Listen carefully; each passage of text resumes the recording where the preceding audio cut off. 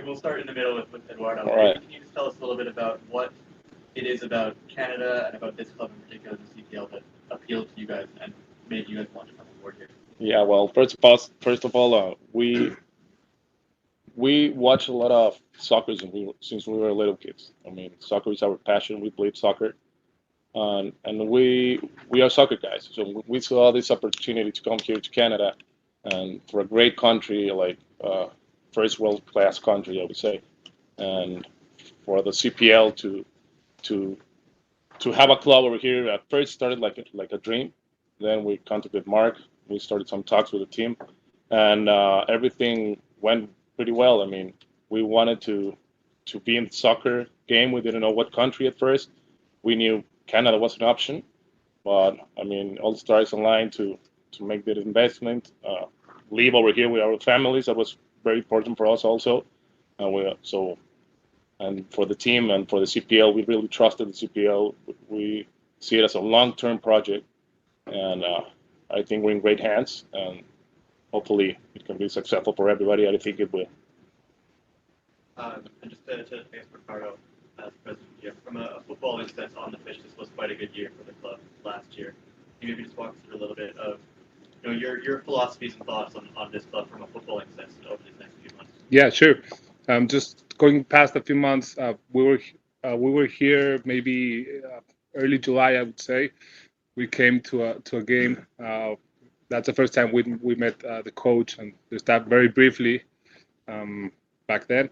But just very excited moving forward on working with them. I think the club, as you just said, from the soccer perspective, there are a bunch of great players. I'm just getting to start to know them. I want to thank Max. He's right here with us. Thank you for your time for being here, Max. So just excited to work with them. We met with them last week, maybe 10 minutes, 15 minutes, about how the ideas and how passionate we're going to be regarding how can we help the players to get better in any sense, and obviously for the club moving forward. So very excited to work with those guys. Mitchell. Miguel, I guess, how important was it for you guys to move to Canada in doing this process and, really be here on the ground so you can, oversee the day-to-day operations from, up close? Well, first of all, like my brothers were saying, this has been a dream come true for us. We looked for some opportunities. After we contacted first Mark and his team, we saw this was a big deal. So we know Canada, what we've been studying the past several months, soccer is growing it's a youth sport right now. More than 1 million players between 3 years old and 15 years old play here in Canada. You're going to be hosting the World Cup in 2026, so this is a big deal. So when we look at it and all its advantages, it means the world to us. It means the world to us, and this is like I was saying, Tom, Charlie, some of the fans. This is also their team. So when we look at the community, we want to grow with them. So that's what we're looking for, and we're very enthusiastic about the opportunity. Thomas. Eduardo, I suppose one of the things some people would say more pressing issues with the club is the lack of a real permanent stadium that has kind of the character of the club on it. So I'm just curious, is there like a date that you're trying to get that done by? If so, like where are you thinking for a new home for the club? Yeah, I mean, for sure. I mean, I think we play at a great stadium right now. We're very grateful with the university, first class university. But I also think, and York needs we need our own stadium for the fans, for our identity, for everything. So that's a great question. We're gonna work on it. We're gonna see some options. What's the best option? We're gonna talk with the fans, with the community, get them involved a lot in that decision, and we're gonna start working on that. But as a date, I'm not gonna tell you any specific date, but for sure, every day we want to work on that. And I guess for Miguel, you guys talk about like being a big community club, but obviously you've got Toronto, you've got the GTA, there's a lot of communities. Is there kind of one that you're focusing on, like the inner city or the greater area? We want to look, at all of them. We want to look at all of them. We want to grow the fan base. I know, like you, Tom. How old are you? 14. You should be in school. And here as a journalist, so that means the world to us. to have you here and that's what we want to look for. Start growing the fan base, and we want everyone who wants to be involved with the team. It's their team. It's their team. So as we go, you go. I just want to add something up regarding what Miguel just said. Since we were little kids, we used to root for another team in Mexico. We don't know, not anymore. But it wasn't like we never identified who the owners were. It was for the community's team. Okay, so this may be the day that we present ourselves as the owners of the team, but it's going to be the city team, the community team, and some of the decisions are going to be made everybody in general, maybe led by us, but we hope to have everybody involved. Okay. Any other questions? Joseph. Ricardo, Eduardo, Miguel, welcome to Toronto. Welcome to the Toronto United family. And welcome, I would say, for the Spanish community, bienvenidos a Toronto. Espero que como organización puedan hacer algo diferente. As a team, we wish you all the best. And what are you gonna make different? What are you gonna be your few steps going forward? Because now is everything nice. Today we see a lot of media, but when the time goes, it's only a few people that is here. What difference are you gonna make? Okay. Well, first of all, we gotta work together, as we already told you, not only with our fans or in the community, but also with the CPL. I mean, CPL, as Ricardo told before when we started the press conference, they're in pretty good hands. But we gotta grow together with them. I know for sure that we're gonna have their support and the support of our other partners, the owners of the other teams. So first, we just met the staff last week ago. Thank you guys for being here, all of you. I think they're pretty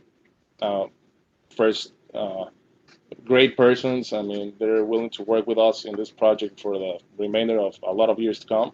And we're gonna take it break by break. I mean, just see how can we grow it together, because it's a whole project of our whole team, community, fans, CPL, so everything. So, I mean, my answer would be we're gonna work our tails off to get that done. Okay, in which way we're gonna do it, that's what we're just figuring it out. But for sure, we're gonna see some important big things coming up. My second question is, what are you gonna be? Are you gonna be more flexible for new ideas? We have, especially because usually George United it has a good team. The only problem that we see over the years is that the lack of attendance, and everybody come up with a lot of ideas, but down the run, nobody can put it together. An excellent team, and we all the time fall short. It's something new that you're going to improve. So your question has a lot of answers, and I appreciate that. And the staff, they're not going to make me lie. We've been talking to them about a bunch of new different ideas that we want to implement, which is not going to be tomorrow. We're going to work hard on them. As Eduardo said, involving the community, involving the CPL, the team, everybody. So we're just eager to get started. The past few months have been kind of difficult because we've already wanted to get started, but Mark said, no. Even if you're at 99% there, you won't start getting to know everybody until the deal's officially done, which was made it last Thursday, I believe. So yeah, we have a bunch of new ideas we want to start implementing just at the right time. Ron, we've seen in the past couple of years this club obviously is in a very tight ecosystem in terms of sports. You have but a lot of teams in the city. From a marketing perspective, I guess, what are your guys' goals in terms of getting the club's name out there into the community? And again, the last question is attendance. What is the sort of energy level? Well, like we were saying, we're just getting here. I know marketing-wise, there's a huge opportunity. Like I was saying before, the soccer fan base in Canada, the whole Canada, starts with children from 3-4 years old. So we're working on that. I mean, what I'm telling you is we're working a lot to create the better image for the club, to have more activation with the club, to have better attendance. That's how everything starts. But everything starts with the families. So as the season goes on and the year goes on, you'll see better results regarding that matter, the marketing, and of course all the activation and promotion and the engagement with the fans. Also, very good. Quick, Ricardo, question for you. I understand it's very early to be talking about head coaching and staff acquisitions and player acquisitions, but obviously you guys have a very big opportunity next week with the draft, first draft that you're going to be taking part in it for the club. Are there any secrets to that? And I guess from a philosophy perspective, is there a specific angle that you take? Well, good question. I obviously can't answer them. That is between the team, the strategy that we have. Yeah, regarding the coaching staff, so everybody from Martin, Camilo, Mauro, I just by talking to them, I can see their passion for the game, their knowledge, and we met them in person last Monday, I believe. So since then, since the first day we met them, we're starting to build for the draft and from the upcoming season. So we're on that. Yeah. Well, there's a team that out of Ottawa, and they're owned by Atletico Madrid, and so they have their training camps in Spain. And so this team, York has always played well with no bubble training, freezing, so forth. You guys, with your input from Mexican League, Dad's team, you say take this team down to Mexico for the 6 weeks of training camp. Any ideas about that? Yeah, I mean, yeah, for sure we're looking at some teams over there. We plan to go. It's not officially yet, but we plan to go. I don't know if this year for sure, but hopefully in the next years to play Mexican teams over there, and not only Mexican teams, like also from MLS teams and some teams in Central America. So yeah, but that's part of our plans going forward. John, I know you were waiting. Thank you. I know you're the face of Game Plan Sports Group. The press release also noted there were other public investors. So I'm just curious if you know how it is. Yeah, I mean, we're the leaders of this project. I mean, we're also investors in this project. We have a couple of family offices in Mexico from the consumer retail market, and I mean, they believe in us. They really like this project. But as I told you before, we are the leading managed group for this project. So. Yeah, and also going to add to that, we're also putting our life investment in this project. So we may be the front, but also we have the kind of experienced group backing us up, and that's about it. Thank you. Question for Ricardo here. Just kind of an early plan of the direction of the club and developing a championship team. Okay, so what? Good question, and I would like to expand on this. Our vision for the future is investing in young Canadian talent. I mean, that's why we're here, and I can tell you that's the most important factor on it. Obviously, we have small, medium, and long-term plans. As for right now, you'll hear in the next couple of days the actual roster, what's going to be for next season. But that's what we will. So one of the plans that we're talking about is how can we be very competitive at every tournament that we're in, at the same time having most of the roster being young and Canadian. So we have to find the correct balance between, in theory, obviously it's much easier than in practice. But yeah, that's why I can say that mainly that's the main reason that's why we're here. Ricardo, having a Mexican background, are you gonna bring any, let's say, for example, Mexican players to try to be compatible with the community? Because it's usually the Mexican community is usually like growing every year.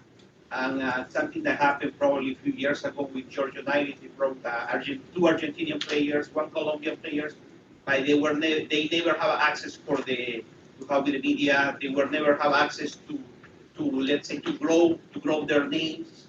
Are you gonna be able to make something different in case if you bring some Mexican players?